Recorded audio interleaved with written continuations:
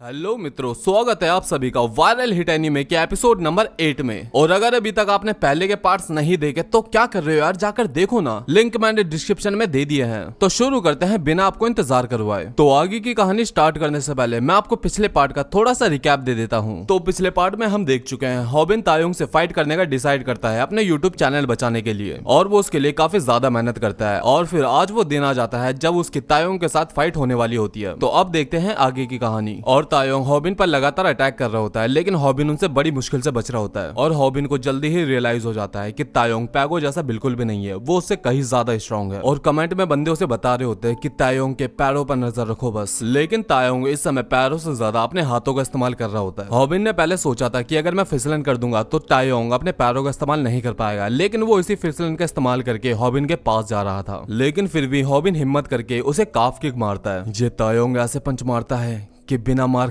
खाने वाली टेक्निक भी काम नहीं आती। और फिर हॉबिन दोबारा से उसे काफ किक मारता है। अरे यार, हमला करने से पहले इसे चिल्लाकर बताना जरूरी है क्या? खैर छोड़ो, जो भी है, मुझे नहीं लगता कि ये इसके सामने ज्यादा टाइम तक टिक भी पाएगा। लेकिन हॉबिन एक और बार से काफ किक मारता है। लेकिन स्नाइपर सोच रहा होता है कि ये खाली काफ किक को मार रहा है। और स्नाइपर सोचता है कहीं ऐसा तो नहीं कि ये काफ किक पर फोकस करवा कर उसे कोई दूसरा मूव मारे। और फिर उसके बाद हॉबिन ऐसा ही करता है, वो काफ किक का बोलकर तायोंग को एक टैकल मार देता है। और फिर सैमडक बताता है, क्या इतनी ट्रेनिंग के बाद भी आपके अंदर कॉन्फिडेंस की कमी है? क्या आपको लगता है कि आपकी पकड़ काम नहीं करेगी? क्या आपने पहले भी इस मूव का इस्तेमाल करा है? लेकिन जरा सोचकर देखिए कि पिछली बार आपकी पकड़ कैसी थी। पिछली बार आपकी पकड़ इसलिए नाकाम हो गई थी क्योंकि आपने गलत तरीके से पकड़ा था। और पकड़ने का सही तरीका होता है घुटने के नीचे, उस पॉइंट पर पकड़े, दबाए और नीचे गिरा दे। और फिर उसके बाद हॉबिन ऐसा ही करके तायोंग को नीचे गिरा देता है और इसे कहता है डबल लेग टैकल। कर दिया मैंने। और तायोंग भी ये देखकर काफी ज्यादा हैरान होता है। लेकिन स्नाइपर सोच रहा होता है कि मुझे यहाँ पर कुछ गड़बड़ लग रही है, तायोंग इतनी जल्दी से हार नहीं मान सकता। और फिर उसके बाद सैमडक कहता है, अब जब आपने उसे नीचे गिरा दिया है तो आप अपने आधी फाइट जीत चुके हैं। अरे बहुत बढ़िया भाई, 4 डाल उसे, जीतेगा भाई जीतेगा, अपना हॉबिन जीतेगा। और फिर सैमडक कहता है कि एक बात याद रखना कि आप नीचे नहीं झुकेंगे और उसे पंच नहीं मारेंगे, क्योंकि आप एक प्रो फाइटर से फाइट कर रहे हैं, आपको सिर्फ एक ही मौका मिलेगा। और फिर उसके बाद हॉबिन उसकी कॉलर को कसकर पकड़ता है। और फिर उसके बाद हॉबिन दूसरे हाथ को क्रॉस करके उसकी दूसरी कॉलर को पकड़ लेता है और उसका गला ब्लॉक कर देता है। और फिर हॉबिन अपनी पूरी ताकत लगाकर अपनी मुट्ठी बंद कर लेता है और इस मूव से तायोंग का गला लॉक हो जाता है और उसे कहता है क्रॉस चॉक। और सैमडक बताता है कि इस मूव को करने से आदमी 10 सेकंड के अंदर ही बेहोश हो जाता है। अब हॉबिन को लगता है कि वो फाइट जीत गया है, लेकिन तभी तायोंग कहता है, अबे ओए सुन मेरी बात, तेरे पैर मेरे ऊपर नहीं है, सच बता ये तेरी पहली असली फाइट है ना? और हम देखते हैं कि तायोंग को तो इससे कोई फर्क पड़ा ही नहीं। और हॉबिन की ये बात सुनकर हलक में आ जाती है, मेरा मूव फेल हो गया। और सैमडक फिर कहता है कि फाइट करने का पहला मूव है कि खुद को शांत रखिए, और ये रूल आप पर भी लागू होता है। आपके पास जितना कम एक्सपीरियंस हो उतना ज्यादा शांत रहिए। और फिर तायोंग हॉबिन को बहुत बुरी तरीके से मार रहा होता है, वो उसे हर जगह पटक रहा होता है जैसे कि हॉबिन उसके लिए कोई खिलौना हो। टैकल के साथ साथ क्रॉस चॉक। वैसे एक बात तो कहनी पड़ेगी, तूने बहुत मेहनत करी है। और फिर उसके बाद कमेंट में बंदे बताते हैं कि तायोंग ने उसे जानबूझकर अपने ऊपर आने दिया था। और हमें पता चलता है कि तायोंग ने ऐसे इसलिए करा था क्योंकि उसे तो हॉबिन के शूज निकालने थे। और तायोंग हॉबिन का एक शूज निकाल लेता है। ये कब उतारा? इसने मुझे अपने ऊपर आने दिया क्योंकि इसे मेरा जूता चाहिए था। इसका मतलब मैंने अभी तक इसका एक भी बाल भी बाका नहीं करा। और हॉबिन का जो प्लान था कि तायोंग को किक मारने से रोकना, वो अब उसे फेल होता दिखाई दे रहा था। और तायोंग उसके एक शूज को पहन लेता है। तो फाइनली मैं अब तुझे किक कर पाऊंगा। और फिर उसके बाद हम देखते हैं कि मुनसुंग भी ये लाइव स्ट्रीम देख रहा होता है। पक्का तुम ये वीडियो नहीं देखना चाहती? नहीं, मैं नहीं देखना चाहती। तुम उससे इसलिए नाराज हो ना क्योंकि उसने तुम्हारा फोन नहीं उठाया?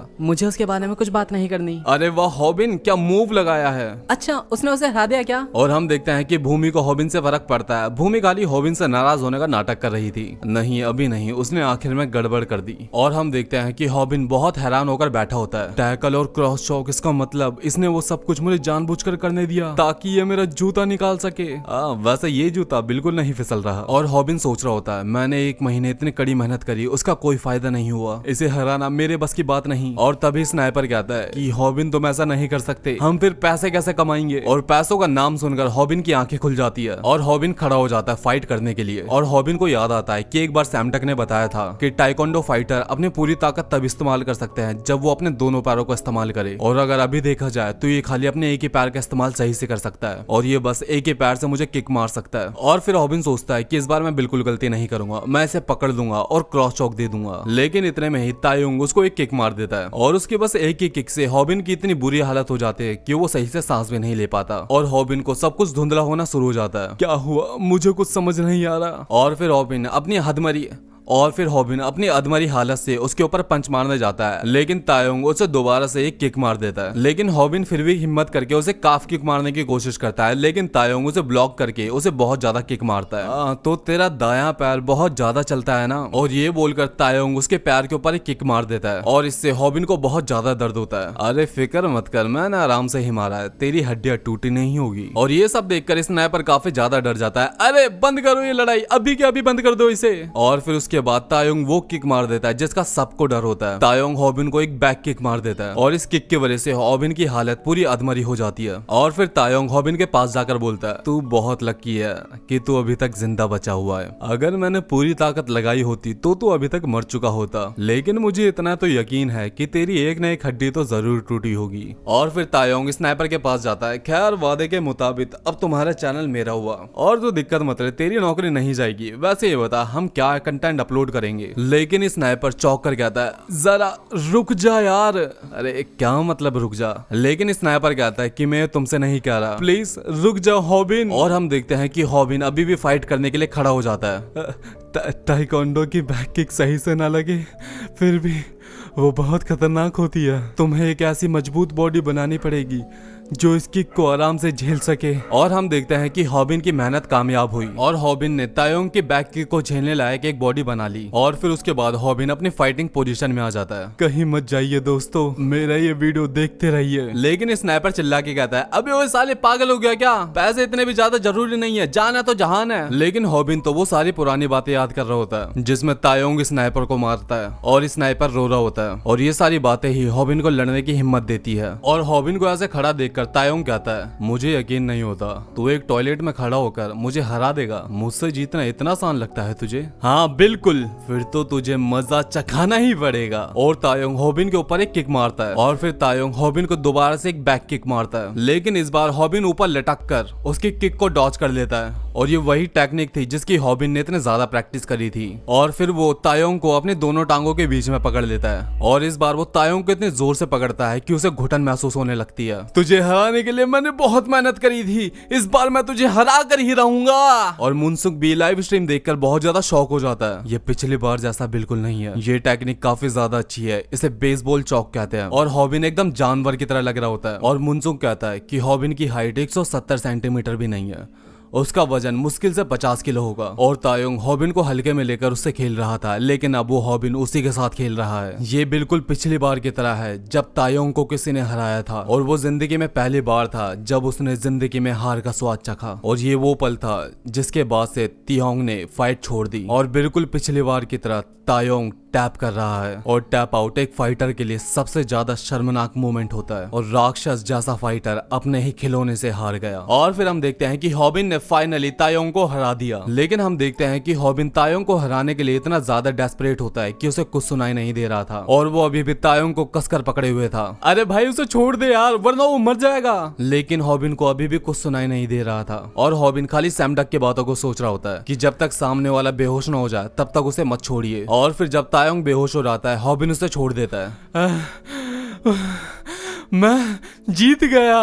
और ये मोमेंट देखकर तायोंग अंदर अंदर काफी ज्यादा शर्मिंदा हो रहा होता है। और तभी तायोंग की आंखें खुल जाती है। अरे पागल, हम इसे ऐसे अकेला छोड़कर नहीं जा सकते, तुम दोनों क्या कर रहे हो। और हॉबिन और स्नाइपर तायोंग को देखकर बहुत ज्यादा डर जाते हैं। अरे नहीं, हमें कुछ मत करना, हमें कुछ मत करना। और फिर तायोंग हॉबिन के गर्दन पकड़ के पूछता है, छछुंदर तू यहाँ से भागा क्यों नहीं।